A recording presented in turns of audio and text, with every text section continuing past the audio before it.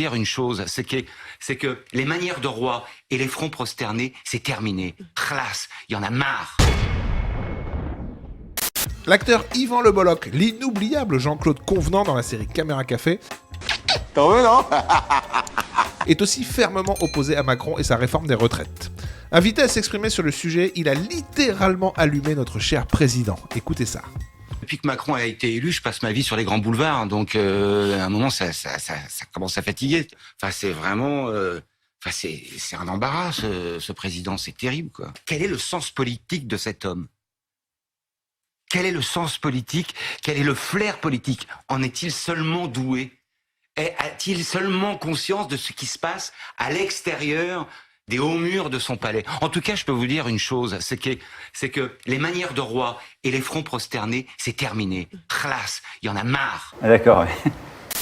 La journée qu'il a passée aujourd'hui, donc Charles XXIII ou Charles XII ou Charles III. Charles III. Bon, ils auraient pu aller manger un kebab rue du Faubourg Saint-Honoré, on n'en parlait plus.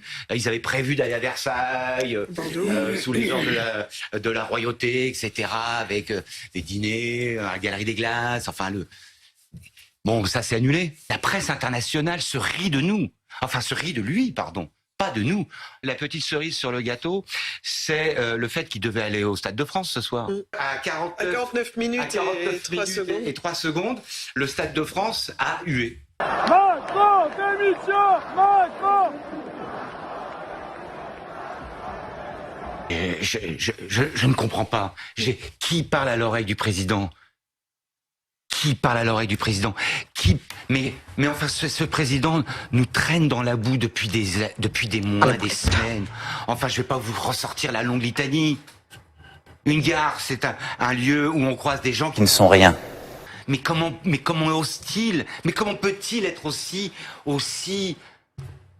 je trouve même pas On les sent mots. que c'est épidermique quand Mais je vous trouve pas parlez. les mots. Mais moi, je parle en mon nom propre. Mais il y a 70% des Français qui pensent la même chose que moi et qui aujourd'hui, ils sont prêts à voir la France cul par-dessus tête. Parce qu'on a un obstiné, parce qu'on a Melon 2000, parce que si la mégalomanie se mesurait, il serait à Sèvres, il servirait de maître étalon.